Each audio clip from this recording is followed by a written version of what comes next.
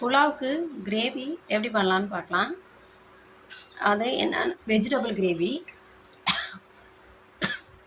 First oil விட்டுக்கலாம். என்னென்ன vegetable add பண்ணுறேன்னா, உருளைக்கிழங்கு, கேரட்டு, மீல் மேக்கர் 3 ஆட் பண்ணி பண்ணலாம். ஹீட்டானோடனே ஸ்பைசஸ் ஆட் பண்ணிக்கலாம். பச்சை மிளகாய், வெங்காயம், கருவேப்பிலை இது எல்லாத்தையும் ஆட் பண்ணிக்கலாம். இது நல்லா வணங்கட்டும்.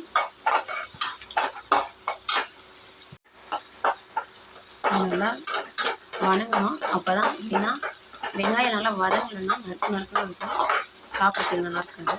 நல்லா வணங்கட்டும். ப்ரௌன் கலரில் வரட்டும், ஆனால் வரைக்கும் நல்லா வதக்கணும்.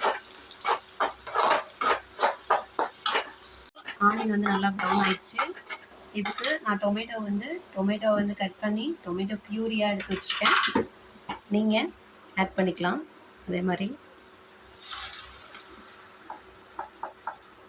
இது ஏன்னா நல்லா சீக்கிரம் வந்து அதோடைய ராஸ்மெல்லாம் போயிடும். அதுக்காக இந்த மாதிரி போட்டிருக்கேன். நல்லாயிருக்கும். எப்படி பண்ணலாம்.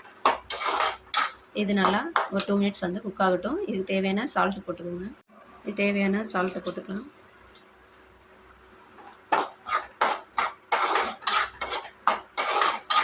இது நல்லா குக் ஆகட்டும்.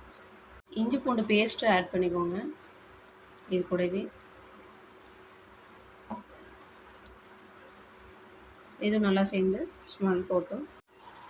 கிரேவி இப்போது கொஞ்சம் லைட்டாக ராஸ்மெல்லாம் போயிருக்கு. லைட்டாக மஞ்சத்தூள் ஆட் பண்ணிக்கோங்க. மிக்ஸ் பண்ணிக்கோங்க.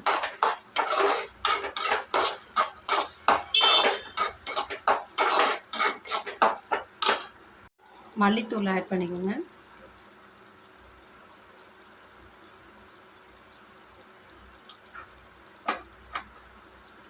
ரெட் சில்லி பவுடர் ஆட் பண்ணிக்கோங்க. காரத்துக்கு ஏற்ற மாதிரி ஆட் பண்ணிக்கோங்க. நான் 1 ஸ்பூன் போட்டிருக்கேன். ஸ்பூன் நான் வந்து குட்டி ஸ்பூன் தான். இது பாருங்கள். ஃபஸ்ட்டு நான் மீல் மேக்கரு, கேரட்டு, பொட்டேட்டோ எல்லாம் ஆட் பண்ணுறேன். உங்களுக்கு எது வேணுமோ ஆட் பண்ணிக்கோங்க. இப்படி மிக்ஸ் பண்ணிக்கோங்க.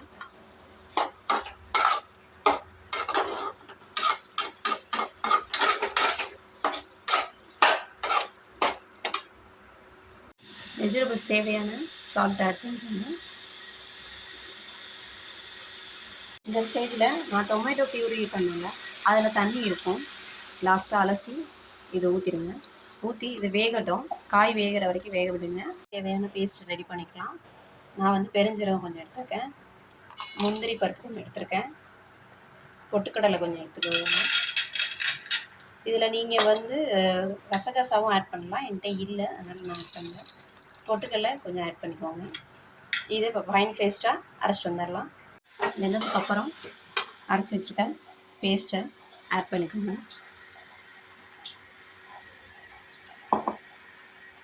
நல்லா மிக்ஸ் பண்ணிவிடுங்க.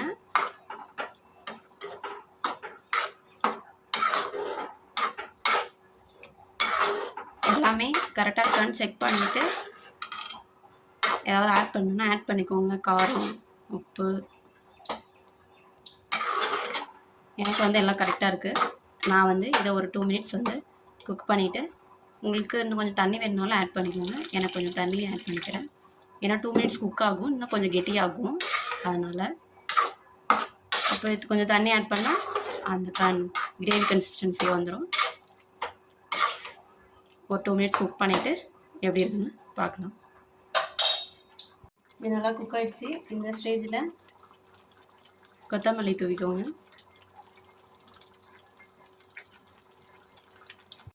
கஸ்தூரி மேத்தி கொஞ்சம் தூவிக்கோங்க. இப்படி கசக்கி விட்டு தூவிக்கோங்க.